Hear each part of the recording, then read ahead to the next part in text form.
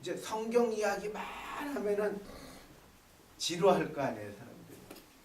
아니, 그래갖고 예화도 성경 안에서 다 찾아내고, 그냥 성경에 있었던 사건만 제가 한번 설교로 쫙 지금 이렇게 진행하고 있는 중이에요. 어떤 분은 이게 익숙하지 않다 그런 분도 제가 얘기 들었어요. 왜냐면 이제 좋은 얘기도 듣고 예화도 좀 쓰고 이래야 성경 이 설교 시간에 많은데 그냥 스토리를 얘기하니까 성경 얘기하니까 불편하신 분도 있고 또 많은 분들이 또 좋다고들도 하세요. 왜냐면 성경은 좀 그러니까 전에가 이제 어떤 목사님이 이렇게 저 심리학에 대해서도 얘기하고 막 그렇게 얘기를 하니까 이제 의사가 앉았다가 정신과 의사 쪽에 앉았다. 목사님 그건 제가 잘 아니까요. 성경 얘기 좀 해주세요. 그렇게 얘기를 하더라고요. 그렇죠. 예. 그러니까 제가 어설프게 다른 걸 뭐 다른 과목을 많이 얘기해도 전문가들이 다 있어요. 반찬 얘기해도 반찬 전문가들이 만나는 다 있기 때문에 제가 그런 거보다는 이번에 성경 통독을 통해서는 완전히 성경의 스토리를 이렇게 딱 입에 넣고 담을 수 있게끔 해야 되겠다 그런 생각으로 지금 하고 있는 거예요. 그래서 저희들이 이 얘기도 이제 이 출애굽하면 출애굽 빠져나온 것만 생각이 딱 나잖아요. 그러니까 이런 과정들도 이게 되게 중요한 사건들이라는 거. 그래서 이렇게 알아야 성경 이야기가 이렇게 줄줄 나오게 되니까 그래서 그런 것들을 하려고 해요. 이제 구분을 하시면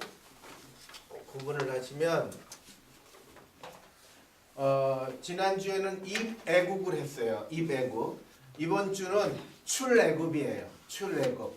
그래서 아까 얘기한 대로 70명의 사람들이 고센 지방에 갔고 그 다음에 430년 동안 있다가 계속 노예로 있었던 건 아니에요. 처음에는 국무총리 집안으로 갔고 국무총리 집안으로 갔을 때 누구랑 갔냐면 그 제정 시대이기 때문에 그러니까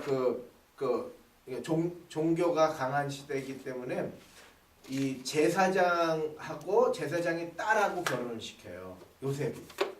그래갖고 권력을 형성하는 거예요. 이 백업 시켜주잖아요. 백업을. 요셉을 백업을 시켜주는 거예요. 그래서 권력 기반의 세력들하고 요셉을 결혼시켜줘서 요셉이 안정적인 그런 기반을 닦아낼 수 있도록 정치를 하든 뭘 하든.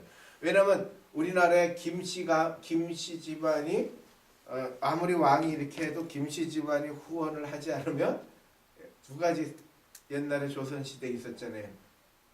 예? 사대부 중에 김씨 집안하고 무슨 김씨더라? 안동 김씨인가요? 그 집안하고 또 무슨 집안이더라? 하여튼 그런 싸움들이 계속 있었거든요. 그 무슨 씨? 전씨? 홍씨? 아니 홍씨가 아니고 그 세도가들. 하여튼 이 세도가들이 있었어요. 그 사람들은 인맥을 형성하고 그 다음에 그런 기반을 다 닦았거든요. 그러니까 왕도 그 말 어느 세도가들의 말을 듣느냐, 그래서 어느 며느리를 데리고 오느냐, 어느 후궁을 데리고 오느냐 이거에 따라 달라졌잖아요.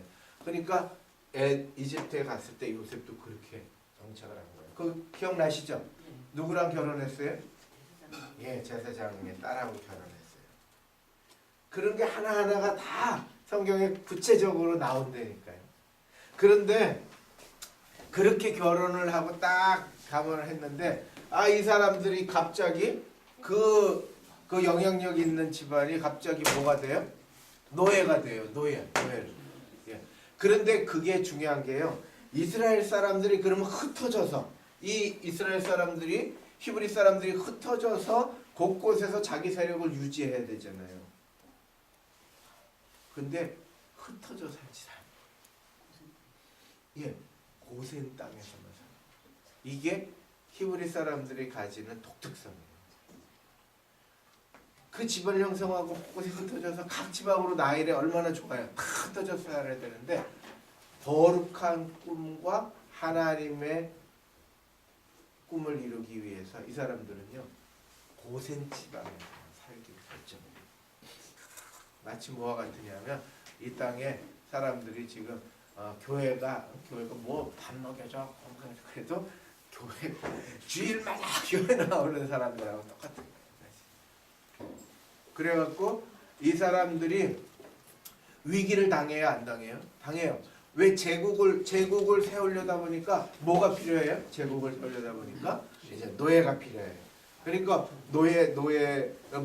무제한 무임금 노동력을 하기 위해서 고센 지방에 살고 있는 타민족을 노예로 삼는 법령이 제정이 되고, 그러는 가운데 오랜 시간이 흘러서 도저히 견딜 수 없으니까 이제 하나님이 그 음성을 듣게 되고 이제 출애굽을 시작하시게 됩니다. 그런데요, 이게 참 중요합니다. 이 애국은 요 사건이 중요해요. 애국에 들어갈 때는 민족을 이루기 위해서 들어간 거예요. 그죠? 큰 민족이 되기 위해서. 하나님의 계획 속에. 그런데 출애굽은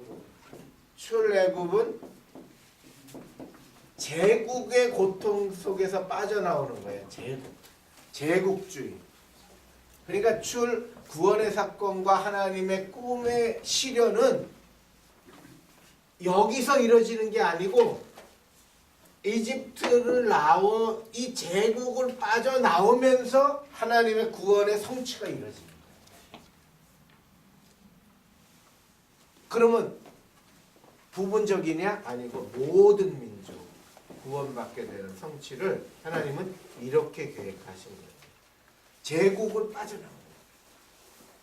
우리가 이 정신을 잊어버리지 않는다면 우리의 신앙의 거룩성과 구별성이 확보됩니다.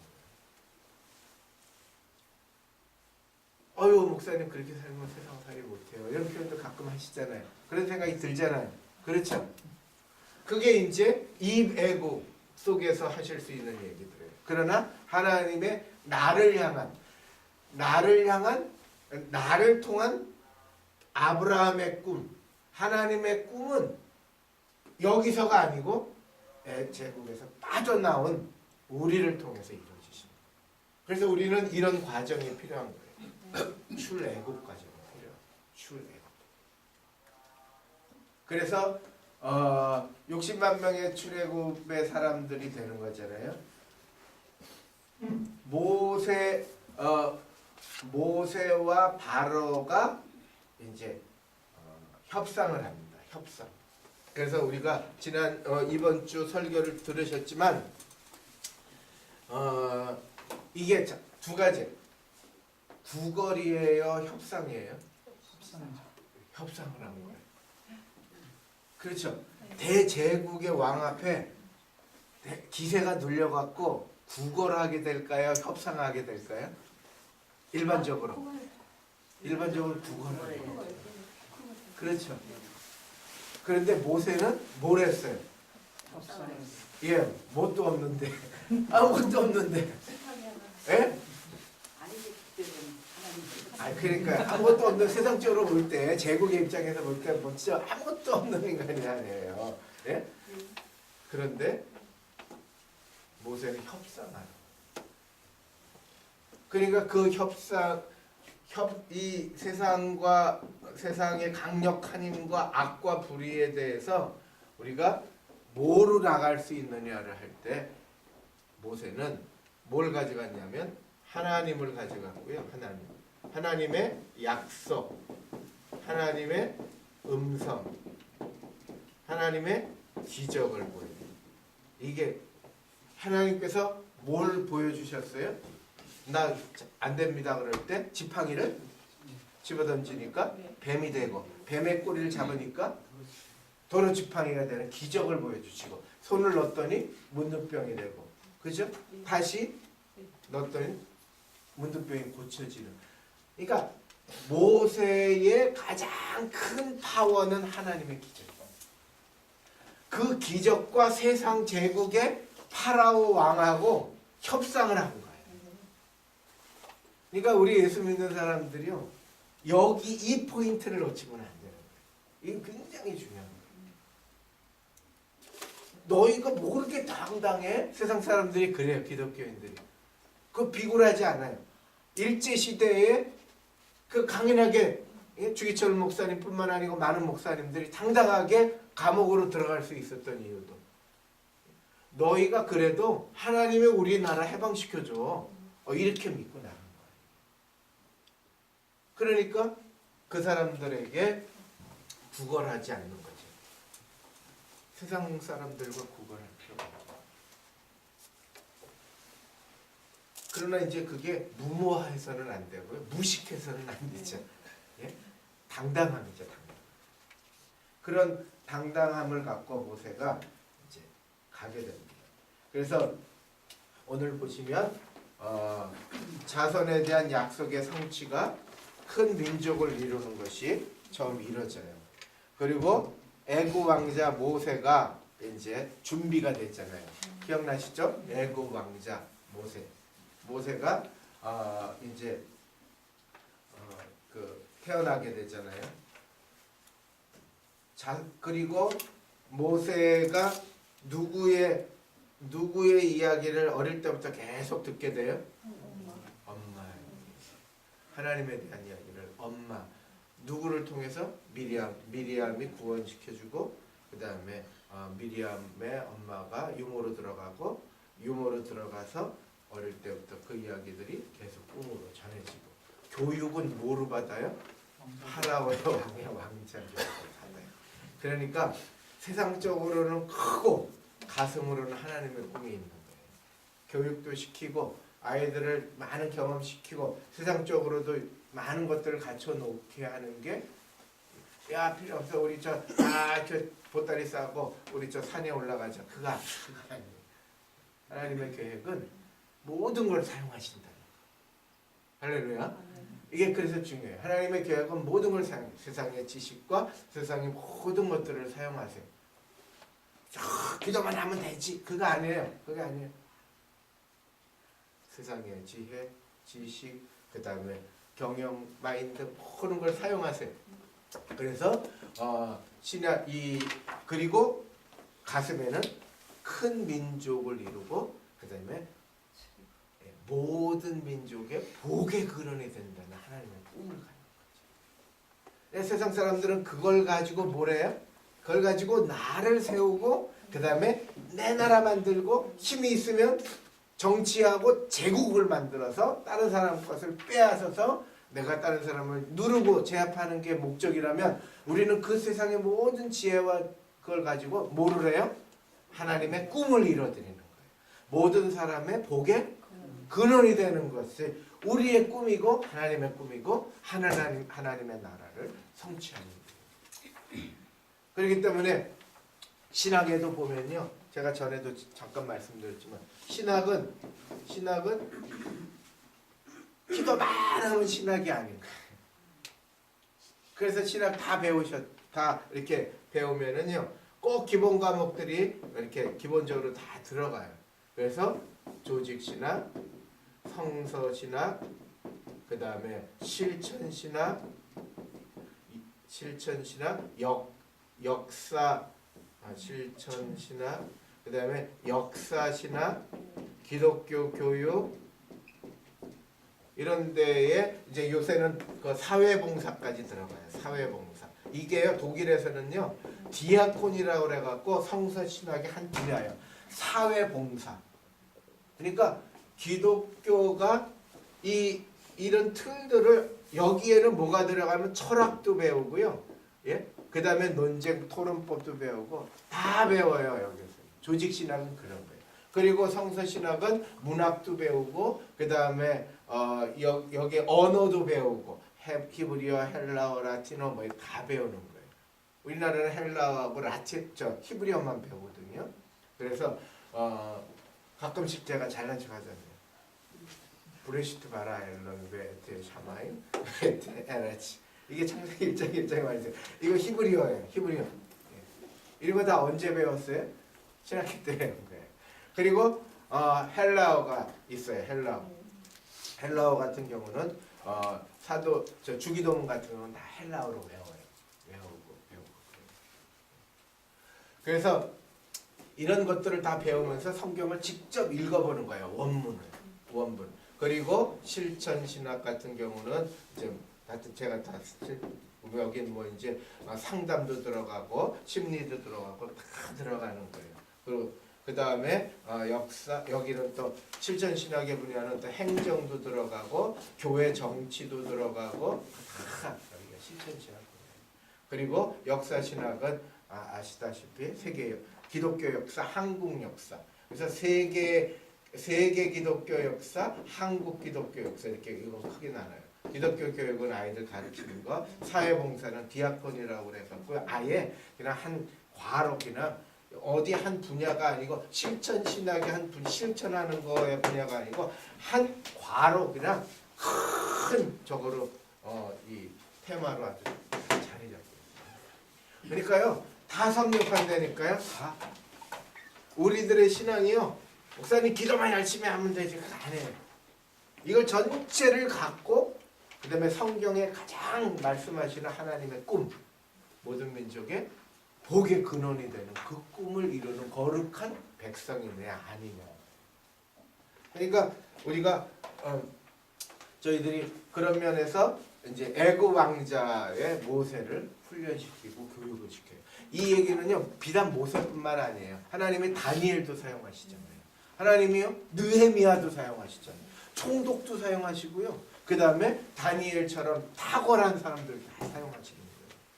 그러니까 하나님의 교회는 이렇게 일방적으로 이렇게 어느 한 부분만 막 쏠려 있으면 안 돼요. 은혜도 있고 그 다음에 또 서로 계획도 있고 준비도 있고 이런 게 다 어우러지는 거예요. 이해가 됐어요?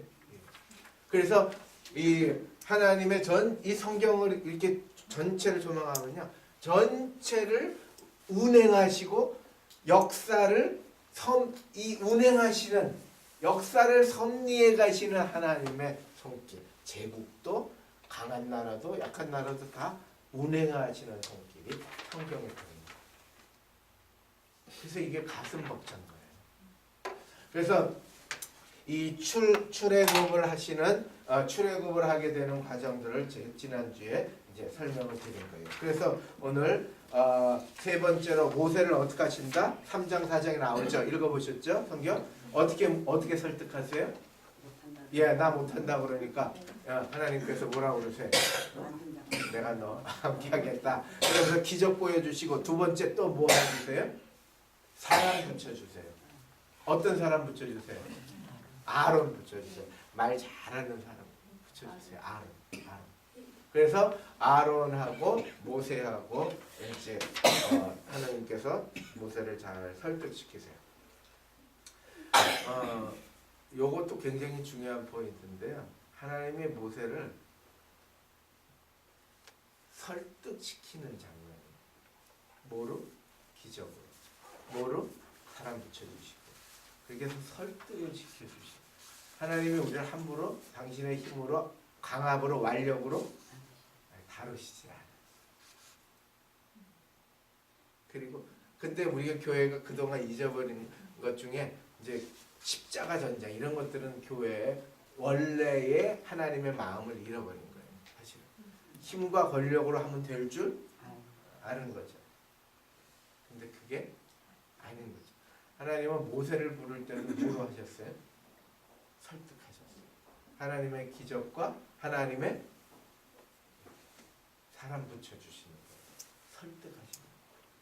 그러니까 여러분 우리가 제가 제일 싫어하는 게 저는 이제 어릴 때부터 교회에서 자라고 또 저는 나름대로 하여튼 좀 너무 행복한 교회에서 많이 어릴 때 자랐거든요. 그리고 이제 여러 교회를 다니면서 제일 불편했던 게 뭐냐면 갑질이에요. 갑질. 내가 목사이기 때문에 막 강압하고 막 이러는 것에 대해서 이건 하나님의 뜻이 아니라는 생각을 항상 해요. 또 장로님들도 마찬가지예요. 장로가 되니까 갑질이 됐다. 그럼 그 교회는 너무 슬픈 교회가 돼요. 그건 슬픈 교회가 돼요. 그죠? 그리고 내가 집사니까 새로운 교인들한테 집사인데 내가 바쁘다 이렇게 나간다 그러면 하나님의 마음은 사랑이다 그런 차원을 떠나서 하나님은 강압하시지 않아요. 설득하시는 거예요. 하나님은 당신의 뜻을 이루기 위해서 모세를 사람도 붙여주시고 기적도 행하시면서 하나님 뭐가 아쉬워요.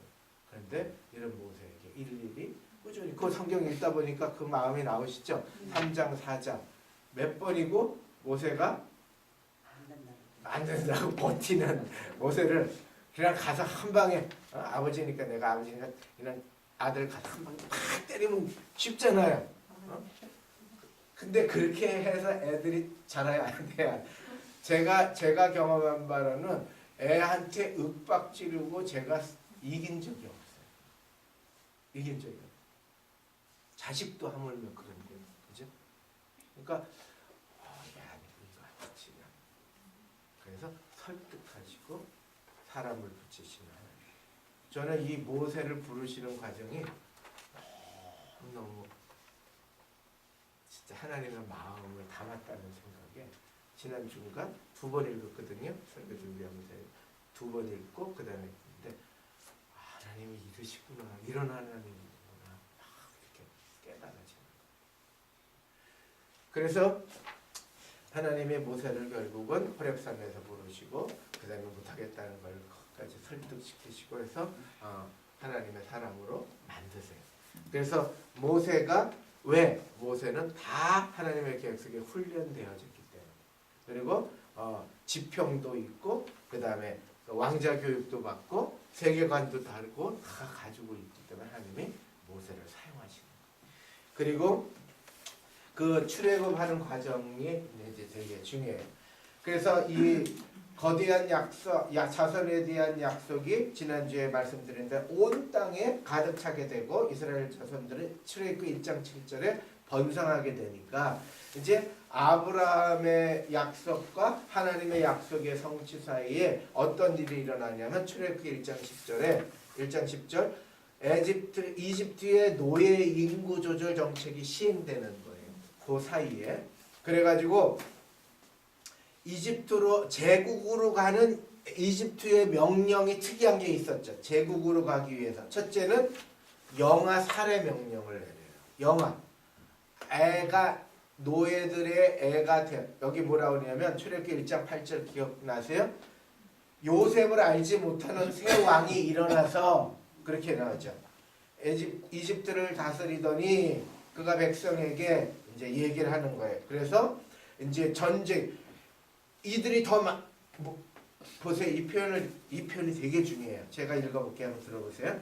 이 백성 이스라엘 자손이 우리보다 많고 강하다. 실제로 많겠어요? 많지는 않죠. 그러나 두려운 거죠. 그리고 뭐라 하냐면 우리가 그들에게 대하여 지혜롭게 하자. 두렵건데 그들이 더 많게 되면 전쟁이 일어날 때에 뭘 계획하고 있어요? 전쟁을 준비하고 이집트가 큰 제국을 하기 위해서 뭘 준비해요? 전쟁을 준비하는 거예요. 지금도 마찬가지잖아요. 그렇죠? 힘이 커지고 뭘 하려고 그래요? 전쟁. 일본이 힘쓰게 되니까 자꾸 우리 건드리는 거죠. 예? 일본이 조금 더 낫게 되니까 임진왜란 쳐들어오고. 예. 그게 다 이 세상의 제국의 힘들이에요. 그러니까 우리가 전쟁이 일어날 때 전쟁을 준비하는 거예요. 그럴 때 이 무리들이 우리를 배신할 수 있으니까 예? 뒷목 잡으면 안 되잖아요. 그러니까 남자아이들은 다 죽이는 거예요. 영화 사서 예? 힘쓸 수 있는 남자, 여자는 예. 이게 이제 좀 이해가 되시죠? 예? 1장 8절 어떤 배경 속에서 영아 살인이 일어나는지 그리고 탈출을 꿈꾸지 못하도록 뭘 부여해요? 가혹한 노동력을 부여해요. 가혹한 노동력. 그래서 두 가지예요. 영아 살인하고 가혹한 노동력을 부여하는 거예요. 그래서 무거운 짐을 짓고 괴롭게 만드는 거예요. 이렇게 되는 거죠. 이 문명의 세계 4대 문명, 고대 4대 문명은 아시죠? 이집트 문명, 메소포타미아 문명, 인더스 문명, 황하 문명 이렇게 나왔잖아요. 그런데 이 이집트 문명은 사막과 바다로 둘러싸여 있어서 외부 침입에 비교적 안정적인 곳이에요. 그런데다가 델타 지역에 이쪽으로 흐르면 이렇게 흘러가잖아요. 이 델타 지역에 이 많은 이 강가를 유역에 있는 많은 이 풍요가 2500년간 고왕국, 중왕국, 신왕국을 이렇게 거쳐요. 이집트가요. 그러면서 통일 체제를 지켜오다가 신왕국 때에 제국으로 발돋웁니다. 제국. 자기들끼리 다 통일 어떻게 하는지 이러고 이러다가 제국이 돼요. 그러니까 우리나라도요. 여태까지 한 번도 다른 나라 침범을 못했죠. 그러나 저희가 제국을 꿈꾼 때가 있었어요. 그때가 어느 때요? 고구려 때. 고구려 때. 고구려 때는 정벌에서 나갔잖아요. 그러니까 우리나라가 그 땅 우리 땅이라고 얘기하지만 중국은 또 지금 상반됐잖아요. 그런데 우리는 그때 조금 외에는 계속 우리가 우리끼리 하여튼 요걸 맞추려고 노력하는 과정 속에 지금도 남과 북이 통일 하나 돼야 된다는 거잖아요. 그렇죠? 그런데 남과 북이 하나 돼서 힘을 갖추면 뭐부터 찾으려고 그럴까요? 잃어버렸던 중국의 백두산 반을 잊어버렸잖아요. 반. 그래서 백두산이 우리나라가 백두산이 이렇게 있으면 여기 백두산의 반은 백두산이라고 그래요. 뭐라고 그래요? 장백산이라고 그래요. 그러니까 우리나라가 통일 딱 되면 이쪽에 발해나 이쪽 발해 연안에 이쪽 땅이요. 여러분 요쪽에 있던 윤동주 시인 묘도 있고 다 그랬잖아요. 가보신 적 있으세요? 이 땅이요. 쌀이요. 악기발이 쌀이에요. 기름이 줄줄줄 흐르는 기가 막힌 거예요. 근데 이쪽 다 잃어버린 거 아니에요. 중국은. 그러니까 우리도 만약에 통일이 딱 되면 여기 땅 뺏으려고 하지 않겠어요? 협상을 하지 않겠어요? 그리고 이 장백산도 백두산도 우리 거라고 자꾸 우리가 주장할까요? 안 할까요? 하겠죠. 그러니까 이 주변국들이요. 너희 그냥 갈라서 너희들 문제는 만해. 이게 지금 이거 지금 우리나라가 반만 됐어도 굉장한 기상을 갖고 지금 세계 9위까지 올라갔는데 저것들이 이게 되면은 어떻게 될까? 제일 무서워하는 인간들이 누굴까요? 일본인 거예요. 중국보다 더 일본이 더 그렇죠. 일본이 우리 쪽발이라고 무시했잖아요. 그리고 백제 문화가 그쪽으로 흘러갔다고 우리 뭐 지금 누큰 소리 치는데 일본이 그러니까 이 이집트가 신왕국을 고왕국 중왕국에서 신왕국을 잃어가면서 이때 이제 제국으로 그래서 이집트의 영역이 이제 넓어지고 이쪽까지 이쪽까지 다 왜냐하면 이쪽을 이 위로가 전부 다 메소포타미아 문명, 인더스 문명들 다 있거든요. 그러니까 이제 이집트는 그 넓은 걸 꿈꾸면서 노예를 딱 이렇게 만들고 그렇게 하는 과정이 있습니다.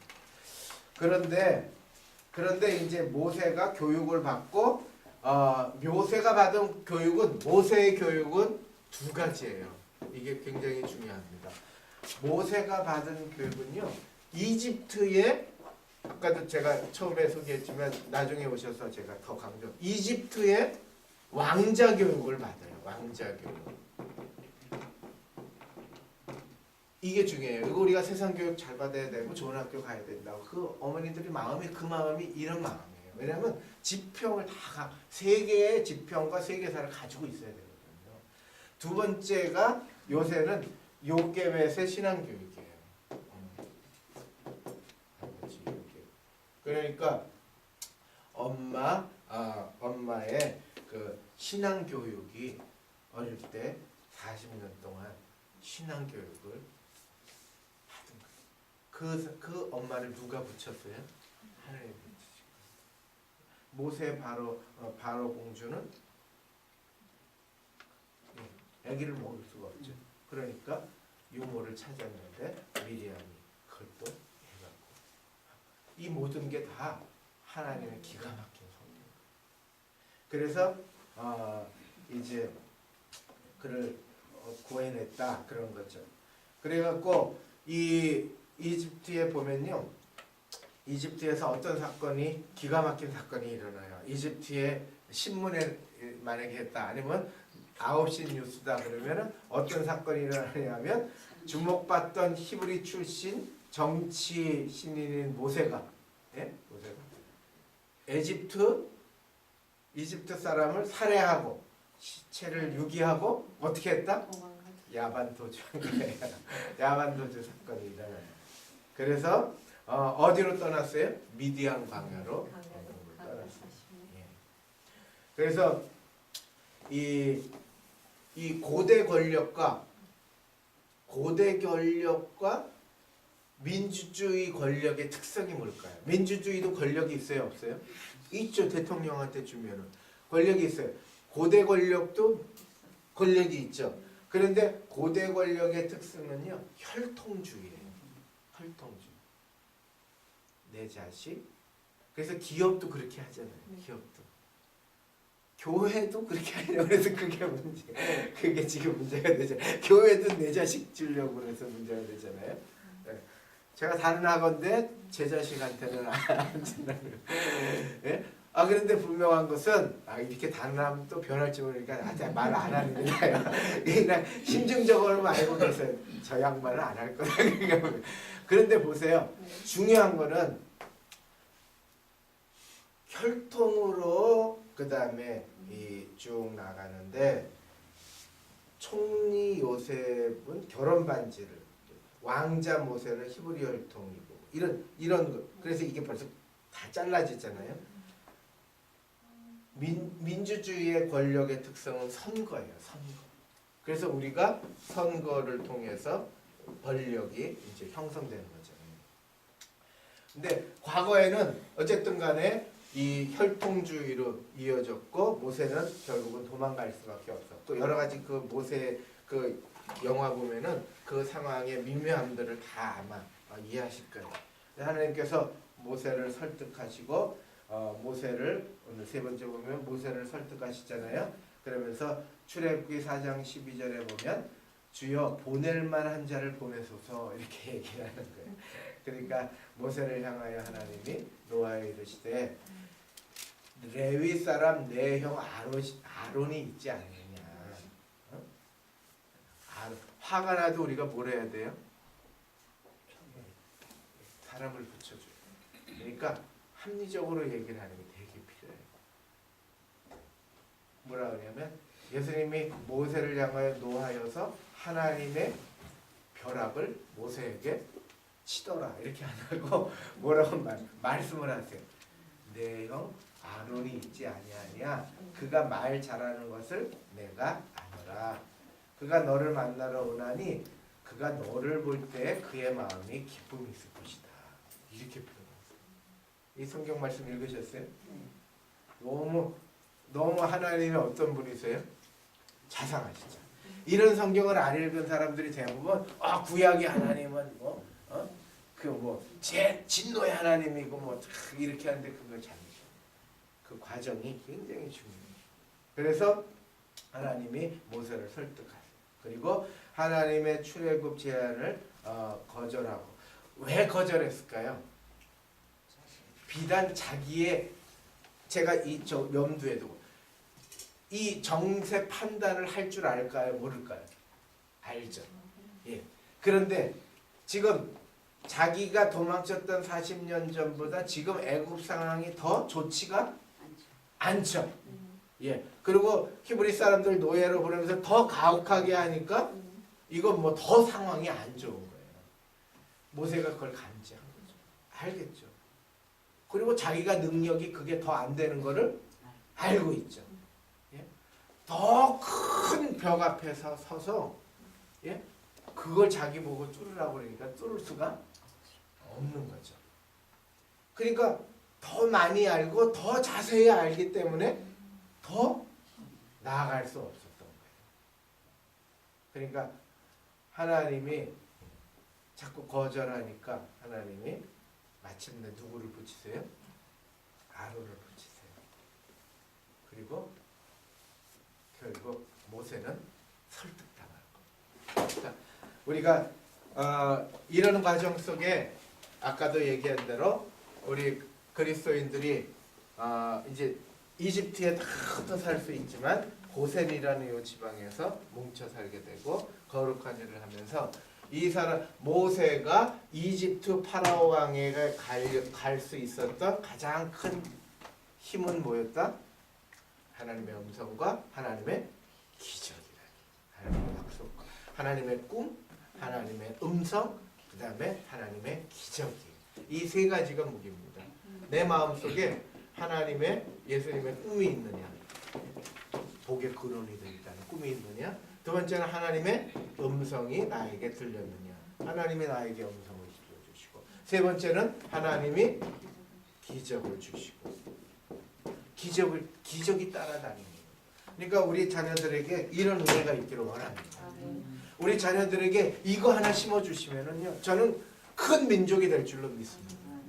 우리 교회도 지금 우리 어쨌든 간에 우리 젊은 사람들이 그래도 이렇게 몸부림치고 그 부서에서 하려고 그러고, 그 다음에 애기 엄마들도 평일날 나와서 화요일날도 나오고 수요일날 금요일날도 나와서 자꾸 배워요. 뭘 하여튼 하거든요. 안 할 수도 있지만 와서 자꾸 하거든요.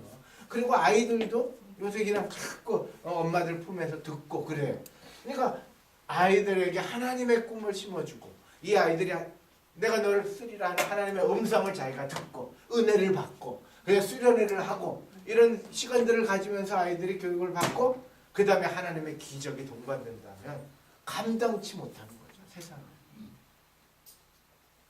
그러니까 우리가 이 과정들을 이렇게 쭉 보는 거예요.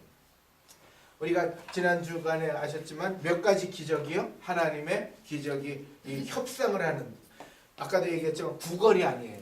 힘 있는 사람 앞에 우리는 구걸하러 가거든요. 그렇죠? 예, 조금이라도 뭔가. 그런데 그게 구걸이 아니에요. 모세는 하나님의 기적을 갖고 그 다음에 협상을 하러 간 거예요. 협상을 했는데 협상이 안 이루어지니까 하나님께서 몇 가지 기적을 베풀어 주세요. 9가지 기적을 베풀어 주세요. 9가지 기적을 몇 개월 동안 한 줄 아세요? 6개월 동안 했어요. 그죠? 6개월 동안 9가지 기적을 행했는데 사람의 마음이요, 제국주의자들의 제국을 하고 권력이 있고 그 다음에 이런 사람들은요 잘 안 들어요. 아버지가 일반적으로 아버지가 성격이 변해요, 안 변해요? 아버지들 그렇죠. 왜? 완고하다고 그러잖아요. 어른들이 연세가 들어가면 변해요, 안 변해요? 완고해지잖아요. 왜? 경험도 많고 자기가 이게 살 길이고, 자기가 살 길이고 완고하고. 그러니까요 조금 우위에 아버지잖아요, 엄마잖아요. 이게 그러니까 뭔가 조금 우위에 있고 이런 사람들이 시간이 흐르면 더 완고해지지 더 부드러워지는 일은 많이 없어요. 죄송한 얘기지만 저도 갈수록 우리 아이들한테 꺾여요. 제가 할 수 있는 일이 있어요, 없어요? 권사님 없으시죠? 그러니까 내 힘은 뭐예요? 완고함이에요. 완고함. 내가 저들을 누를 수 있는 마지막 방법은 완고함이에요. 왜? 쟤네들이 돈도 벌고 쟤네들이 막 뛰어다니고 막 이거 자식도 낳고 막 이러는데 난 이제 갈수록 초라해지는데, 예? 내가 할 수 있는 가장 파워는 뭐예요? 완고해야 돼요. 그런데 이렇게 믿음이 있는 권사님 이제 하나님으로 그렇게 됩니다.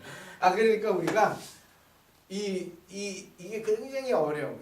파라오 왕은요 변하기 힘들어요. 대통령이 변한다? 한번 권력 맛을 본 사람입니다. 어렵습니다. 왜? 노무현 정권 때 들었던 많은 사람들이 소문이 많잖아요. 왜 돈 빼달렸다 뭐 했다. 왜 권력 맛을 보고 그렇게 됐을까? 이게 그런 거예요. 그러니까 어느 정권이든 뭐 하든 정의를 부르짖고 더 하고 그 다음에 뭐 부패 청구하고 뭔가 이렇게 계속해서 나오잖아요. 그런데 뭘 맛보면 권력과 물질의 파워와 힘을 맛보면 사람은 그게 이제 전부인 줄 알아요. 그러니까 밑을 보는 눈을 다 잊어버려요. 바로 왕이 신제국을 이루는데 뭐가 아쉽겠어요. 9가지 재앙이 일어나도 끄떡하지 않아요. 9가지 재앙. 이 마음과 우리들의 살아가는 모습을 보면 똑같은 거예요. 사랑한다, 잘한다. 그리고요, 그래요.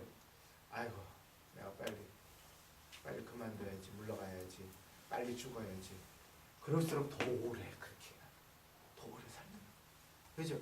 아, 이거 내가 죽어야지, 빨리 죽어야지. 그러신 분들이 더 약 찾아. 그게 인간이 원래 그래요. 인간이 원래 우리가 표현과 반대로 하는 마음들이 다 있어. 그러니까 우리 이런 마음들을 가지고 이런 권력과 파라오를 어떻게 이기겠어요? 은혜 아니면 안 돼. 말씀하신 대로 하나님 아니면 이 바로를 꺾으려면요 하나님의 기적, 하나님의 마지막 기적. 그게 바로 뭐냐면 장자의 죽음과 장자의 죽음 하면 이게 굉장히 이게 사람들이 이렇게 좀 부정적으로 생각할 수 있지만 하나님은요 꼭 계획을 두세요. 무슨 계획이요? 6월절의 계획을 두십니다. 하나님의 이게 구원의 역사, 하나님의 구원의 역사, 하나님의 섭리와 하나님의 일하심, 하나님 반드시 6월절의 역사입니다. 그래서 바로가 나중에는 이제 내 얼굴 보지 마라, 내 얼굴 보는 날은 너 죽인다. 그래가지고요. 하여튼 가축까지 다 해서 보내요. 근데 그때 이스라엘 사람들이 그 에집트 사람들하고 잘 했던 관계를 통해서 이집트 사람들의 있는 거 긁을 때는 다 긁어가지고 가축까지 챙겨갖고 나가게 돼요. 9가지 기적을 통해서 그걸 다 얻게 돼요. 처음에는요 몸만 나가라고 그랬어요. 그게 이루어졌으면 진짜 몸만 나갔을 거예요. 가축들을 동물이 없었을 거예요. 그러니까 하나님의 역사는요 그게 하나하나 다 계획들이 있어요. 그래가지고 가족 수대로 흠없고 일련된 수컷 어린 양을 잡는 거예요. 무슨 수대로? 가족 수대로. 이 이야기가 굉장히 중요한 표현입니다. 제가 설교 시간에 자세히 말씀 못 드렸지만 가족 개인 구원이에요. 우리 각자를 위해서 어린 양 한 마리가 희생돼요. 나를 위해서 예수님이 십자가에 못 박히신 거예요. 단체가 아니에요. 각자. 저는요 이 본문에 있는 가운데 굉장히 큰 감동을 해요. 다시 한번 눈에 확 들어오는 가족 수대. 이게 안 들어왔었어요. 솔직히 말씀드려요. 전에. 근데 가족 수대로 일련된 어린 양을. 그래서 우리 개인, 우리 각 아이들 한 명 한 명. 그리고 두 번째 어린 양 잡고 아까도 다시 한번 반복이죠. 어린 양 잡고 뭐 했어요? 첫째 어린 양 잡고 둘째 우슬초로 정하게 했어요. 그래서 희생과 정결이 구원의 방식이에요. 주님이 우리에게 하셨던 십자가의 은혜는 우리를 위해 희생하실 뿐만 아니고 우리를 정결케 하십니다. 예수 믿는 사람의 가장 큰 은혜는요 정결이에요. 십자가의 보혈 피로 알고도 지은 죄 모르고도 지은 죄 우리의 모든 죄성을 하나님이 정결케 하셨다는 선언이에요. 그렇다고 우리가 정결했잖아요? 안 정결했어요. 그런데 마지막 예수님 볼 때 마지막 하나님 나라 갈 때 하나님 너를 깨끗하다고 그냥 무조건 받아들이시. 이 정결의 은혜가 깨끗함의 은혜가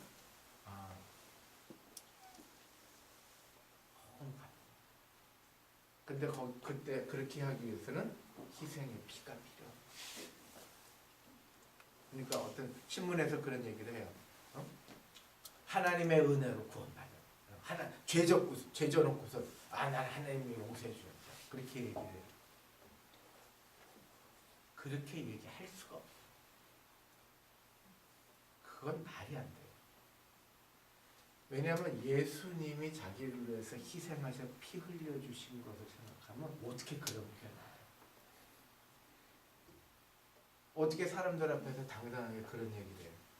예수님이 그 사람을 위해 자기를 위해 살과 피를 다 찢기시고 쏟으시고 엘로이 엘로이 라마 사박다니 그렇게 통곡을 하고 돌아가셨는데 그 용서 생각하면 자기가 100번이고 엎드려서 무릎을 조아리고 살아야지. 하나님이 날 용서해 주겠다고 자기 죄진 것의 정당성을 얘기할 수가 있어요? 그런 사람은요, 이 은혜를 모르는 사람.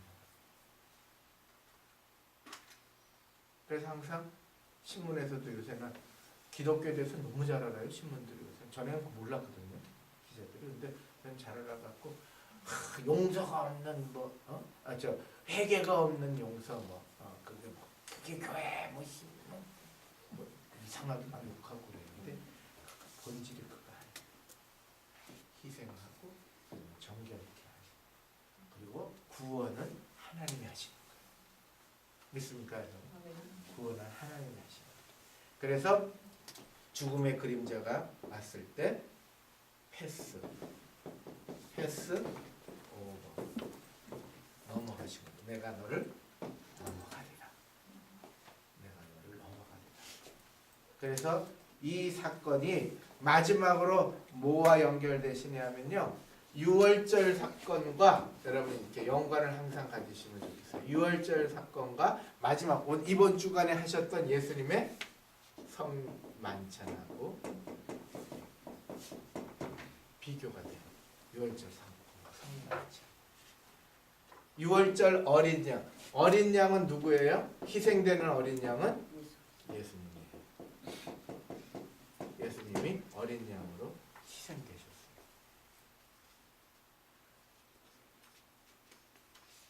출애굽 전날에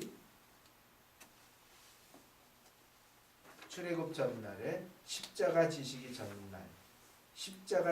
전날이 바로 유월절 첫날이거든요. 그리고 각 가정의 가족들과 함께 가족들이 다 어떻게 했어요? 가족들이 다 모여서 띠를 띠고 그 다음에 순나물을 먹고 그죠? 무교병을 먹었어요. 그렇죠? 가족들이 다 모여서 예수님의 제자들과 함께 성만찬을 하셨어요. 다락방에서. 그리고 예수님의 어린 양에 뭘 먹었어요? 고기를 먹었어요. 그리고 무교병을 먹었어요. 예수님의 살과 피. 그래서 포도주, 그 다음에 만찬, 떡과 포도주죠. 떡과 포도주.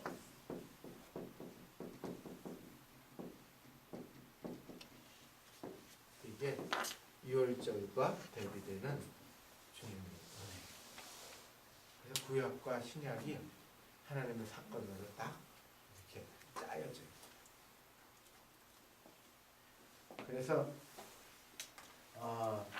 히브리 사람들 하나님의 기적을 체험하는 순간에 하나님의 기적이 체험될 때에 히브리 바로 왕과 애굽 사람들은 통곡을 했고 모세와 히브리 민족은 평안을 고요했다. 개 한 마리도 성경에 표현이 있죠.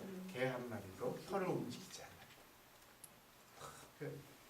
그러니까 세상에 어떤 일이 있어도 하나님의 기적이 임하실 때 우리는 하나님의 고요와 평안을 경험합니다. 믿습니까? 그래서 죽음의 순간에 또 마지막 순간까지 주님이 우리를. 그래서 지금 북한에서도요, 실질적으로 정치 감옥에 갇혀서 고통당하는 많은 사람들도 예수 믿는 사람들이 많거든요. 그 사람들 사람들이요. 고난, 죽음 그거 끝까지 견디면서 뭘 그분들이 그렇게 견디냐면 하느님이 주시는 평안이에요. 나는 그거를 버텨요. 지금 우리나라만 평안하죠. 지금 세계에 이렇게 지도를 펼쳐놓고 보면 예수 믿는다고 고난당하는 사람이 무지. 우리 김영란 장로님 그 에티오피아에 계시면서 많이 들으셨죠. 특히 그 아프리카 지역, 남수단 그죠. 엄청. 그리고 그것만 그래요. 시리아도 그렇고, 그 다음에 유고슬라비아 뭐 이런 데서도 그렇고요. 하여튼 곳곳에 이란, 이라크에서도요. 예수 믿는 사람들이 0.1%, 막 1% 그러거든요. 이 사람. 이번에 탈레반이 아니고 그 IS 때문에요. 완전히 다 그나마 인정하며 살았거든요. 원래 다 털렸죠. 그러니까 기독교인들이 엄청 핍박을 당하고 그런 가운데서도 그 사람들은 뭐를 유지해요? 평안을 유지. 그 고난을 다 감당하는 거예요. 요셉처럼 그 형통하게 하여튼 그 길을 걷는 거예요. 어느 때까지? 하나님 가나안 땅 이루시기까지 우리는 그 꿈을 가지고 있는 거예요. 그래서 BC 15세기거든요. 그래서 BC 15세기에 신광야 르비딤 거기에 이제 장정 60만 명, 장정 60만 명이라는 것은 이제 아이들과 여자들 저리 포함하면 200만 명으로 추정하거든요. 200만 명.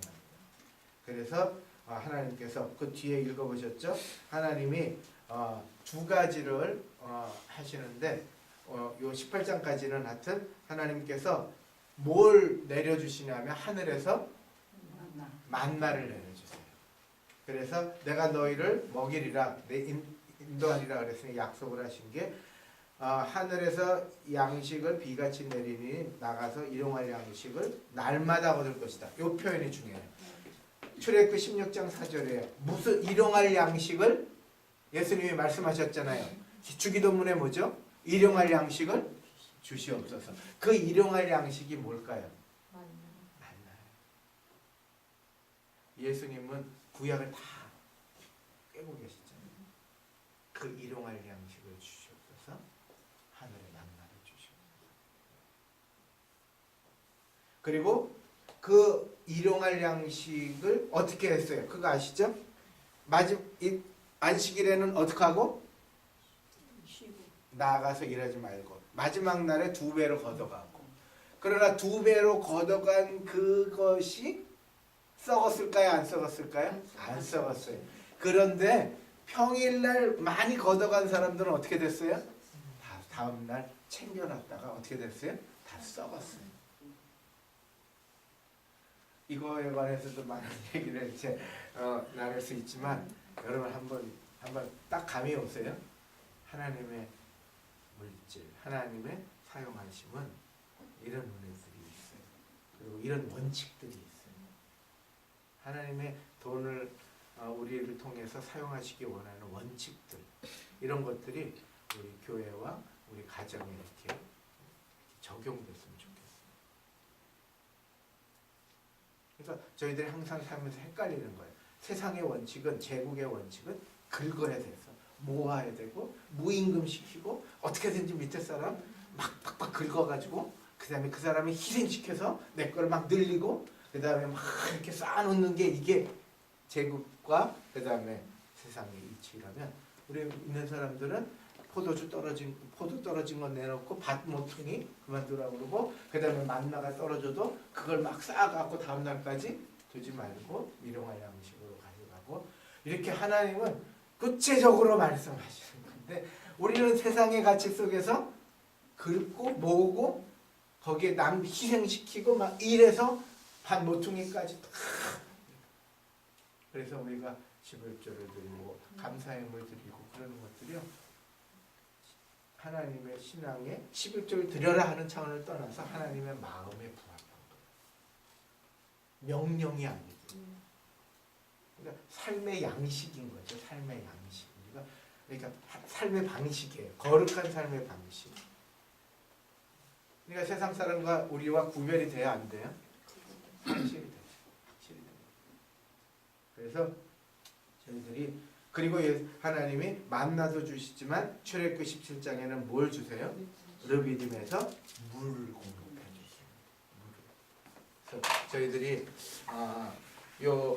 설교는 단편적으로 패스 오버만 지난 이번 주에 설교를 드렸지만 이렇게 가운데 중요하고 그 다음에 아주 그 하나님의 마음이 그대로 느껴지는 부분들이 여러분 이렇게 쭉 이렇게 요 성경 이야기를 쭉 듣다 보니까 하나님의 마음이 좀 읽혀지세요? 어떠세요?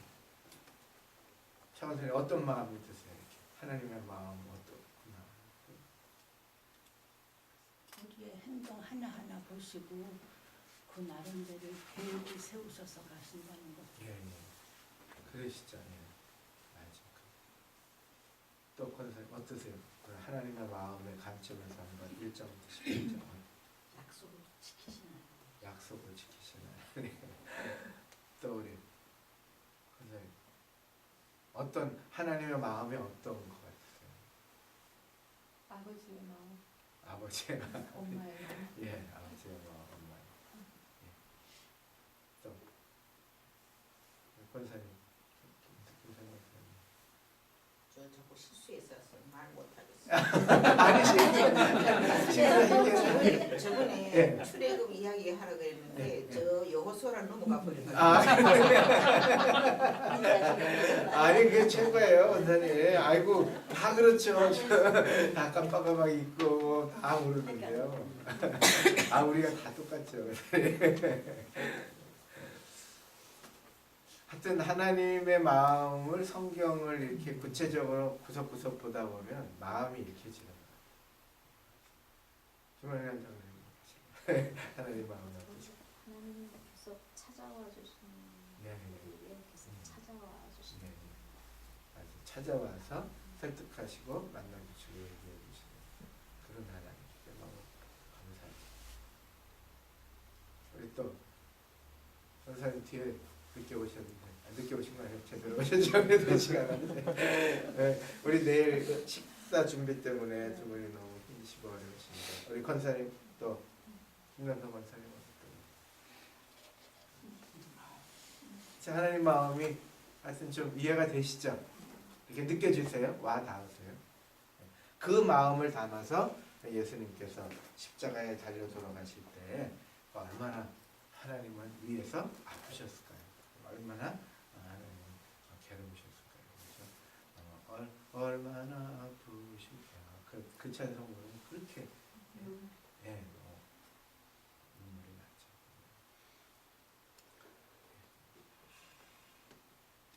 나죠. 질문 있으면 질문하시고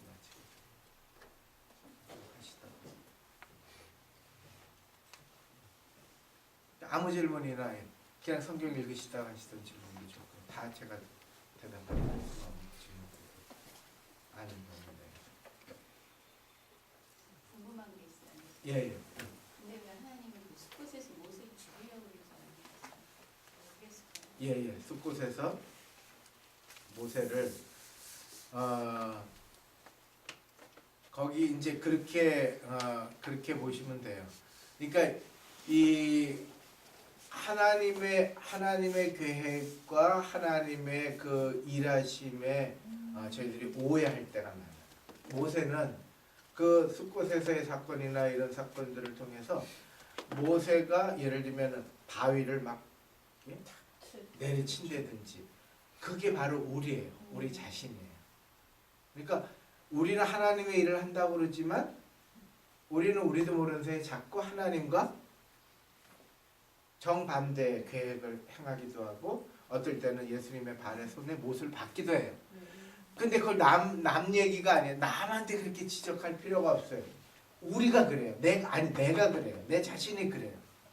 어떨 때는 내 생각으로 막 이렇게 할 때가 있어요. 그러니까 그걸 내가 몰라요, 알아요? 예, 알지기도 하고 지나고 나면 알아요. 근데 그 당시는 또 몰라요. 모세도 하나님의 일을 하지만 하나님의 뜻과 그를 몰라요. 하나님께서 그런 계획들을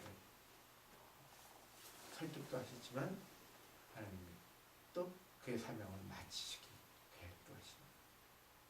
그러니까 저희들이 그것에 관해서는 우리 입장에서 보면은 하나님이 왜 죽이려고 하시나 그렇게 할 수 있지만 하나님의 계획은 하나님의 입장에서 보면 하나님의 사명을 마치면 우리는 끝이거든요. 그러니까 우리는 모세도 순간순간 어느 순간에 그의 사명이 항상 끝날 수 있다는 거예요. 그것을 깊이 좀 이렇게 전반적인 흐름으로 보실 수 있을 거예요. 우리 사명이요. 저도 그래요. 저도 항상 조심스러운 게요. 내가 이제 70까지 은퇴하고 그 다음에 내가 70 뒤에 또 선교사 하러 가고 이런 게 항상 머릿속에 사람이 있어요, 없어요? 있죠? 예, 저도 이렇게 끝나고 나서 이제 선교 사업을 좀 해야 되겠다. 그때는 좀 날아다녀야 되겠다. 근데 그때는 또 다리가 힘이 많이 들을지 모르겠지만 마음대로 뛰어다니고 하고 싶은 그런 것도 이렇게 다 있어요. 그러나 그건 내 계획일 뿐. 하나님이 5년 뒤에 너 사명 다 했어. 몇 년 뒤에 너 권사 그만해 이제. 이렇게 하실 수 있어요, 없어요? 그건 하나님의 그러니까 우리는 항상 우리가 계획하고 모세는 끝까지 가야 된다? 그건 아닙니다. 그래서 이렇게 목회를 잘 마치신 목사님, 장로 일을 끝까지 잘 감당하신 장로님, 그 다음에 권사로 끝까지 해서 은퇴하신 권사님, 정말 귀엽다. 중간에 삐걱삐걱 할 수 있을까요? 없을까요? 진짜 수많아. 세상에 별일이 많은데 그런데 그거를 다 하시죠. 그러니까 그런 사건들을 통해서 우리 하나님의 사명은 항상 은혜고 축복인 거죠. 어느 순간에 하나님이 진행하셔서 사명을 끝내십니다. 사명을 끝낸다는 것은 하나님의 계획이 끝난다는 거고 우리에게는 그게 진노로 느껴질 거예요. 좀 대답이 되셨어요? 전체 관점에서 보면 그렇습니다. 전체 관점. 그래서 저는 사실 항상 조심스러워요. 네, 조심. 그리고 언제든지 주님 하나님의 뜻에 이게 맞는지 항상 두 번, 세 번 살펴요. 그래서 제가 젊은 시절하고 조금 더 갈수록 달라지는 것은 항상 제가 좀 말도 자제하려고 그러고 조심하려고 그러고 이렇게 격하지 않게 이렇게 하려고 애를 쓰는데도 제 성질이 나빠서 가끔씩 이렇게 할 때도 있지만 가능하면 조심하는 게 그거예요. 이게 하나님의 뜻에 맞나? 하나님의 뜻이. 그게 쭉 하다가 하나님이 진짜 아까 말씀하신 대로 사명 딱 거둬가면 나만 손이지. 있을 때 잘해야 되겠다. 하나님 기회 주셔서 잘해. 아직 잘하고 있는지 모르겠지만 하여튼 그냥 열심히 그냥. 예, 다른 거 없으시면 네. 장로님이 기도해 주시고 작년 기도하셨나요? 안 하셨죠? 우리 같이. 예. 우리 돌아가면서 장로님부터 한번 기도해 주시고 마치시죠. 감사하신 하나님 아버지, 너무나 부족하고 무능하고 또 우둔해서 주님의 뜻을 헤아려 줄까 모르는 저희들인데 불러 모아주시고 아버지 귀한 말씀 주님의 뜻을 아버지 저희들이 이해할 수 있도록 공부시켜 주시니 감사합니다. 주님께서 모든 일에 철두철미하게 계획이 있으시고 모든 일들이 이루어지는 일들이 일어나는 일들이 주님의 그 계획과 뜻에 따라서 주님의 섭리에 따라서 이루어지는 것을 저희가 볼진데 저희 개개인이나 우리 교회에도 주님의 그런 그 계획과 뜻이 있을 줄 믿습니다. 아버지 저희들이 우둔하지만 이 과정을 통해서 그것을 깨달아서 우리 교회가 우리 가정이 각자가 주님의 뜻에 따라서 순응해서 충성해서 나중에 주님께 칭찬받을 수 있도록 인도해 주시옵소서. 예수님 이름으로 기도합니다. 아멘.